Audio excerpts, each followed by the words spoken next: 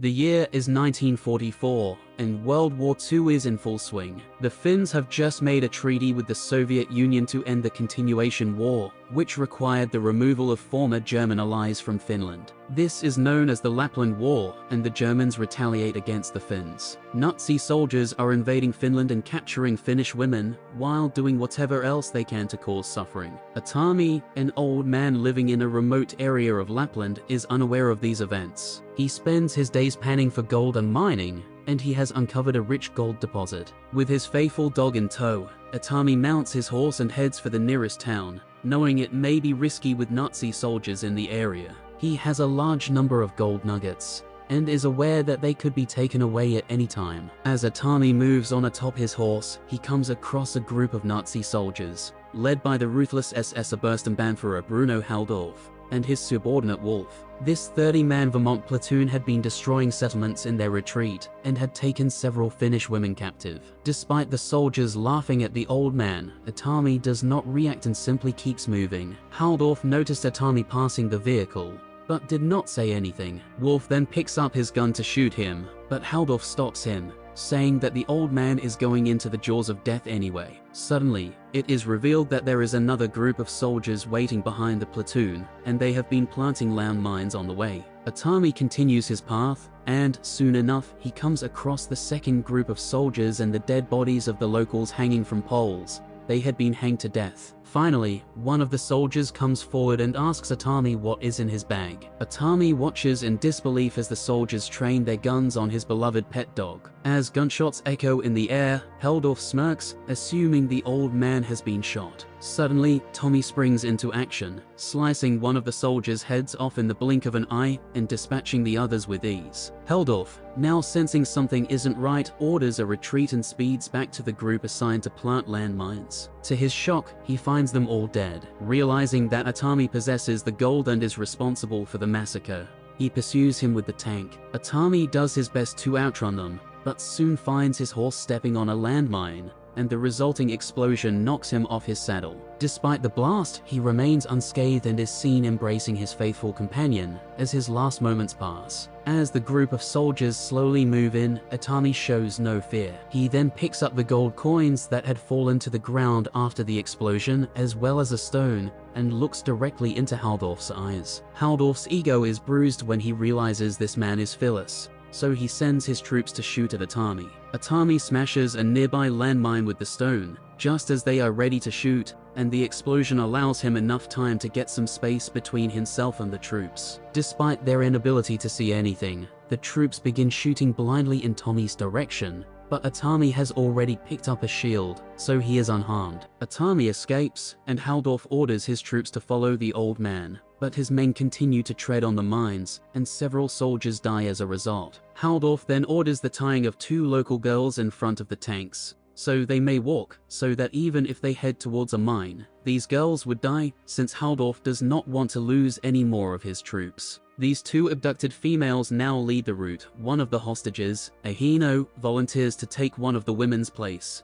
and leads the way. Meanwhile, Tommy comes to a halt to gather his breath. He's been shot in the leg, and as we see him take out a bullet, we realize he's lost a lot of blood, making him fatigued, dizzy, and ill. He eventually falls asleep right there. Meanwhile, the troops report the encounter with the old guy to their superiors. This is when their bosses inform them that this elderly guy is no ordinary man. He is a retired commando with a well-known reputation in other nations, where he is known as the Immortal. His commanders inform the soldiers that they are lucky to be alive, and then urge them to leave Finland immediately. Atami warns the troops not to meddle with him, since he can deliver tremendous harm. It is revealed that he lost his family and house while fighting against the Red Army during the Winter War, and with nothing to lose, the furious Atami became a notorious one-man killing squad. He is claimed to have slain over 300 Nazi soldiers on his alone. When Haldorf discovers all of this information about an old man, he becomes even more furious. He realizes that Atami had defied his superiors' instructions, which is why they left him alone in a distant place to die, either at the hands of other troops or from famine. Haldorf's boss warns him not to engage in any conflict with Atami,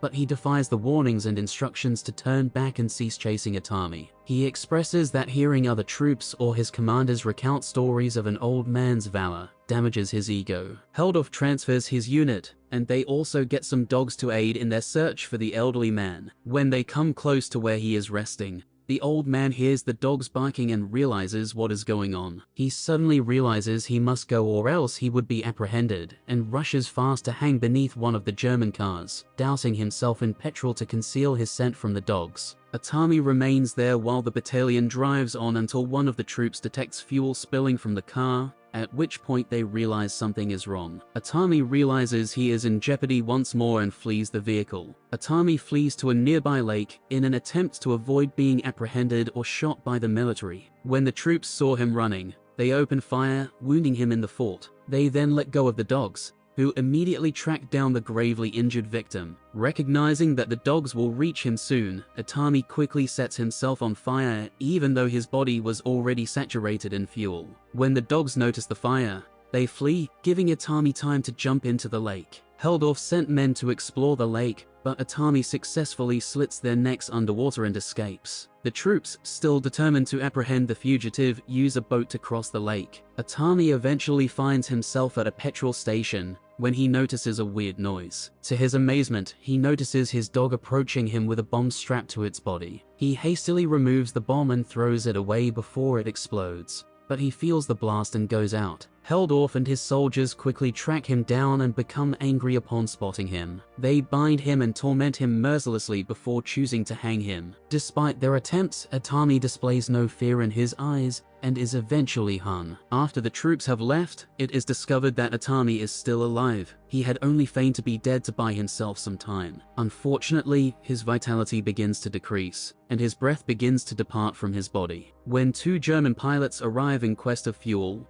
the wind from their jet sweeps down the petrol station's sign, forcing Atami to tumble to the ground. When the engineer on board the plane saw Tommy was still alive, the pilot ordered him to murder Atami. Atami immediately killed the engineer, and the pilot heard a gunshot followed by barking and shouts from afar. The pilot, unaware that his guy had been slain, yelled out to kill the dog, but received no response. The pilot then decided to check on his guy and discovered him dead near the pole. The elderly commando arrived from behind at this point and knocked the pilot unconscious, since he needed him alive to go to Heldorf. Atami was determined to find Heldorf since he had stolen his riches. When the pilot came to, he found himself bound to a post with the old commando standing directly in front of him. Atami then threatened Heldorf and his troops, as well as reclaiming his riches. The action then shifts to the platoon, which is hesitant to accept the repercussions of Germany's approaching loss. Heldorf planned to leave with his two most faithful men, Wolf and Schutzer, using gold. While the rest of the platoon was on its way to Norway,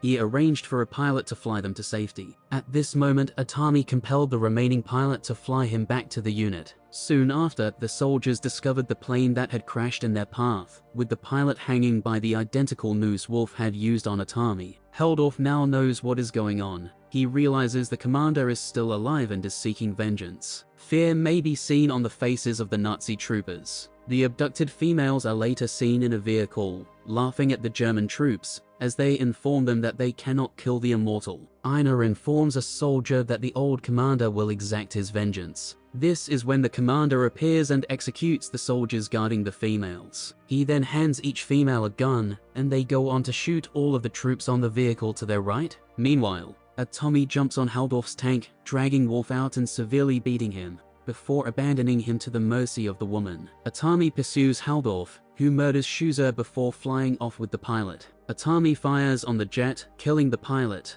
and then hacks his way on board in midair with his pickaxe. Heldorf defeats Atami with a static line after fighting in hand-to-hand combat. As Heldorf is going to attack him again, Atami quickly ties the static line to a bomb, and unleashes the explosive through the bomb bay door, killing Heldorf. Atami straps himself in as the aircraft crashes into a vast swamp headed by Aino, the lady who brings Wolf and the German tank to a halt. This is when we see Atami crawling out of the swamp, bloodied and bruised. He reunites with his dog and travels to war-ravaged Helsinki. Atami enters a bank and throws his gold nuggets on the counter. The other clients, who are well-dressed, stare at him in awe.